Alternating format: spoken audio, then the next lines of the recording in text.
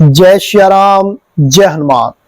हर किसी के जीवन में जब वो साधना करता है या फिर वो किसी भी लक्ष्य की प्राप्ति करता है तो एक समय ऐसा आता है जब सब लोग उसके विपरीत हो जाते हैं और वह विधाता भी आपकी परीक्षा लेता है, वह परमात्मा भी आपकी परीक्षा लेता है प्रतिकूल परिस्थितियां देकर।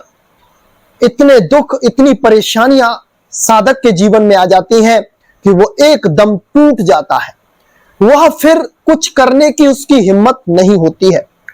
अगर ऐसी स्थिति, ऐसी परिस्थिति आपके जीवन में आए तो आप हमारी इन बातों को ध्यान रखना, आप हमारी इन बातों का अनुसरण करना, तो आप उनसे निकल जाएंगे, आप उस पर विजय प्राप्त कर लेंगे।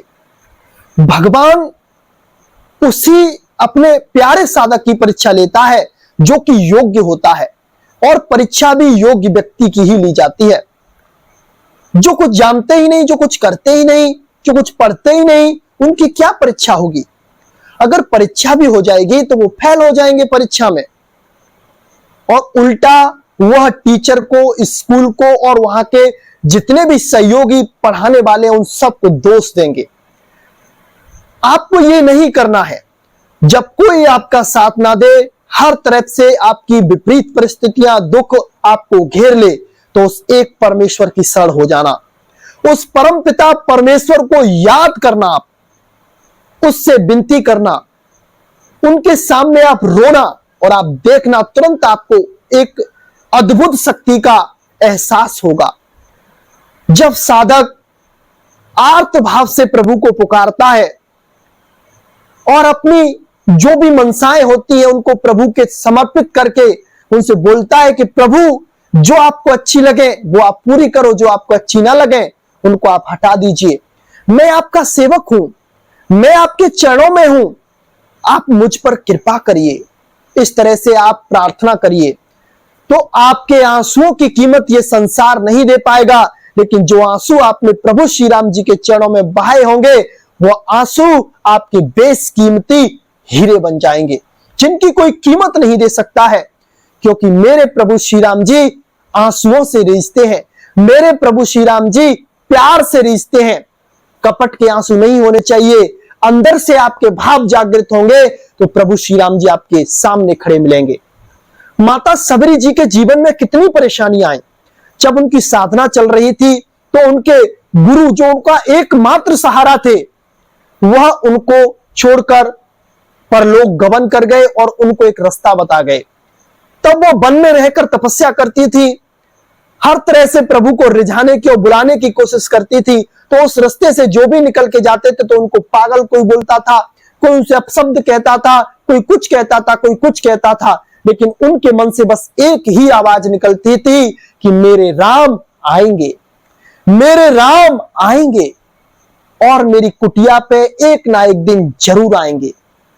ये भाव सबरी माता का होता था। माता सीता जी को देख लीजिए, जो जगत जननी है, जो जगत की माता है, उनपे भी विपरीत परिस्थितियां आई और उन्होंने इसे करके प्रूव करके दिखाया। आपने माता सीता के चरित्र को पढ़ा होगा, देखा होगा उसमें कि हर जगह पर उन्होंने श्री राम जी की बार बार दुहाई की है, याद किया है, और उनको हर परिस्थिति में अपने पास ही महसूस किया है। अपने आंसुओं को उन्होंने परमात्मा को समर्पित किया है, श्री राम जी को समर्पित किया है। तो मेरे प्रभु श्री राम जी भी उनके लिए वैसे ही तड़पे हैं। वह कीट पतंगों से, वृक्षों से, तालाबों से, टहनियों से, सबसे माता सीता का पता पूछते हैं और उनको धन्य करते, उनको गले मिलते हैं। तो ये क्या है? एक तड़प है। उनकी तड़प जब भक्त की तरफ, परमात्मा की तरफ होती है तो परमात्मा भी उनके लिए वैसे ही तड़पते हैं। उन्होंने सब कुछ आपको करके दिखा दिया है, आपको डरने की आवश्यकता नहीं है। ये संसार है, एक ना एक दिन धोखा देगा। आज आपके सभी सहयोगी हैं, आपके पास अच्छा रुपए पैसा है, शान शौकत है, तो सब रिश्तेदार हैं आपके, सब आपके सहयोगी हैं, सब आपका सपोर्ट करते हैं।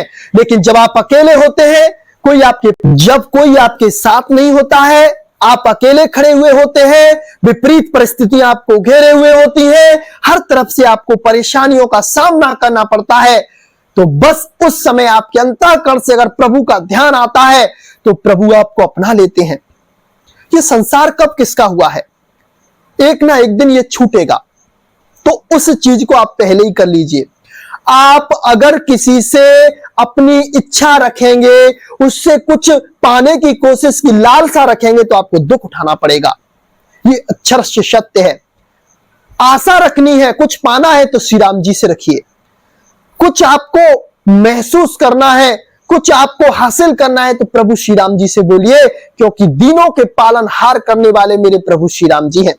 वो साधक के अवगुणों को नहीं देखते, वो बस गुणों को देखते हैं, गुणों को ग्रहण करते हैं और ना जाने किस गुण पर दयानिधि रीझ जाते हैं। प्रभु श्री राम जी पता नहीं कौन से गुण पर रीझ जाए, कौन सी आपकी एक खासियत देख लें जिसमें वो आपसे रीझ जाए और आपके हो जाए, आपको वो अपना ले।